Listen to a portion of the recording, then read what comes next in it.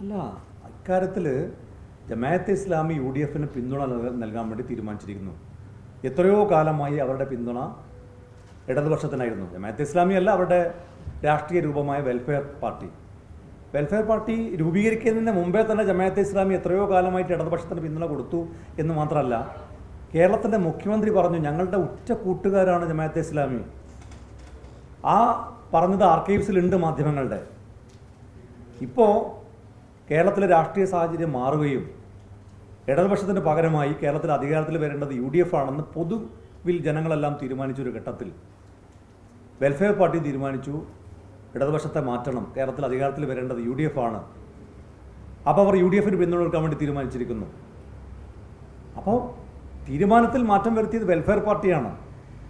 അപ്പോൾ വെൽഫെയർ പാർട്ടിയുടെ തീരുമാനം മാറ്റുമ്പോൾ അവരെക്കുറിച്ചുള്ള അഭിപ്രായത്തിൽ മാറ്റം വരുത്തുന്നത് CPM ആണ്.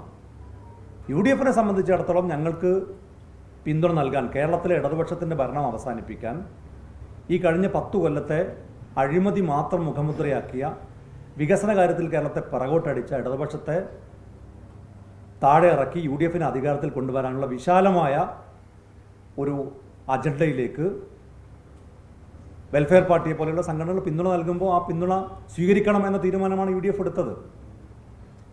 അത് മറ്റു കാര്യങ്ങളെ സംബന്ധിച്ചുള്ള അഭിപ്രായ വ്യത്യാസങ്ങളോ അഭിപ്രായങ്ങളോ അല്ല. ഈ പൊതു ലക്ഷ്യത്തിന് വേണ്ടിയുള്ള ഒരു തീരുമാനവുമായി UDF മുന്നോട്ട് പോകുമ്പോൾ ആ തീരുമാനത്തിന് സഹായകരമാകുന്ന ഒരു പിന്തുണ നൽകാൻ വെൽഫെയർ പാർട്ടി തീരുമാനിച്ചപ്പോൾ ഞങ്ങളത് സ്വീകരിച്ചു. മതരാഷ്ട്രവാദം ഇപ്പോൾ ഉന്നയിക്കുന്നില്ല എന്ന പ്രതിപക്ഷ നേതാവിന്റെ പ്രസ്താവനയോട് യോജിപ്പുണ്ടോ ജമാഅത്തെ ഇസ്ലാമിയുടെ ആശയത്തിൽ? അവർ തന്നെ ഒരു ഇൻ്റർവ്യൂ നടത്തിയപ്പോൾ അതിൻ്റെ അമീർ വളരെ കൃത്യമായി പറഞ്ഞല്ലോ. ഒരു ചാനലിന് അതിൻ്റെ അമീർ കൊടുത്ത അഭിമുഖത്തിൽ അവർ പറഞ്ഞല്ലോ, ഞങ്ങൾക്ക് അങ്ങനെ ഒരു ലക്ഷ്യമില്ല. അവർക്കില്ലാത്ത ലക്ഷ്യത്തെക്കുറിച്ച് പിന്നെ നമ്മളെന്തിനാണ് വേവലാതിപ്പെടേണ്ടത്?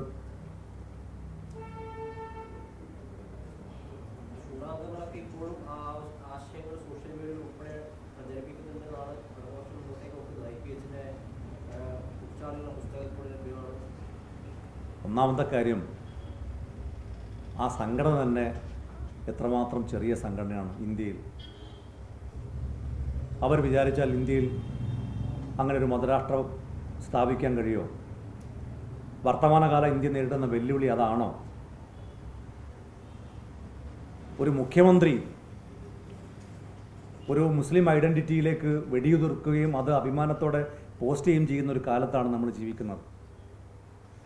ഒരിക്കലും നടക്കാൻ സാധ്യതയില്ലാത്ത കാര്യങ്ങളെക്കുറിച്ച് ചർച്ച ചെയ്ത് ആശങ്കപ്പെടുന്നതിന് പകരം ഈ രാജ്യത്ത് നടന്നുകൊണ്ടിരിക്കുന്ന യാഥാർത്ഥ്യങ്ങളെക്കുറിച്ചുള്ള ആശങ്കയല്ലേ ഈ നാട്ടിലെ ഓരോ പൗരന്മാർക്കും ഉണ്ടാവേണ്ടത്?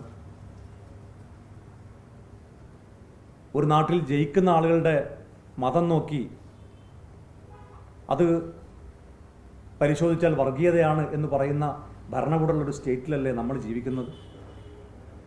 കാസർകോട്ടെയും മലപ്പുറത്തെയും ജയിച്ച ആളുകളുടെ മതം നോക്കിയാൽ അവിടുത്തെ വർഗീയത തിരിച്ചറിയാമെന്ന് ഒരു സെക്യുലർ പാർട്ടി എന്ന് അവകാശപ്പെടുന്നവർ പോലും പറയുന്നൊരു കാലത്ത്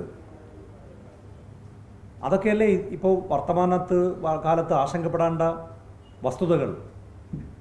ആ വസ്തുതകളെ മറച്ചു വെക്കാൻ വേണ്ടി നമ്മൾ ഒരിക്കലും നടക്കാൻ സാധ്യതയില്ലാത്ത കാര്യങ്ങളെക്കുറിച്ച് ചർച്ച ചെയ്ത് വിഷയങ്ങളെ വഴിതിരിച്ച് വിടുകയാണ് വേണ്ടത്. യാഥാർത്ഥ്യങ്ങൾ ഇതൊക്കെയാണ്. വർത്തമാനകാല ഇന്ത്യയും വർത്തമാന കേരളവും ഇതാണ് നമ്മുടെ മുമ്പിലുള്ളത്. വിശാലമായ കാഴ്ചപ്പാടിലേക്കുള്ള ഒരു പിന്തുണയാണ് വെൽഫെയർ പാർട്ടിയുടേതെന്ന് പറഞ്ഞല്ലോ.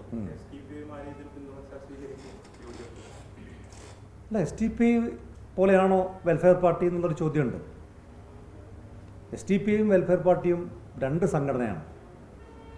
STP കേരളത്തിൽ നടത്തിയിട്ടുള്ള അക്രമങ്ങളും അതുപോലെ തന്നെ അവർ നടത്തിയിട്ടുള്ള പ്രവർത്തനങ്ങളുമൊക്കെ ഒരു നിലയ്ക്ക് യോജിക്കാൻ കഴിയാത്തതാണ്. ആ നിലയ്ക്ക് വെൽഫെയർ പാർട്ടി കേരളത്തിൽ ചർച്ചയായിട്ടുണ്ടോ? STPയും വെൽഫെയർ പാർട്ടിയും സമീകരിക്കാൻ സാധിക്കുമോ? അതൊക്കെ വളരെ ചർച്ച ചെയ്യപ്പെടേണ്ട വിഷയമാണ്. അത് വ്യത്യസ്തമായ അഭിപ്രായങ്ങളാണ് സംബന്ധിച്ചുള്ളത്. അപ്പോൾ ഞാൻ പറയുന്നത് ഇതൊക്കെ ഇത്തരം ചെറിയ സംഘടനകളെക്കുറിച്ചൊക്കെ ചർച്ച ചെയ്തതിന് പകരമായിട്ട് ചർച്ച ചെയ്യേണ്ട കുറേ യാഥാർത്ഥ്യങ്ങൾ നമ്മുടെ മുമ്പിൽ നിൽക്കുകയാണ്.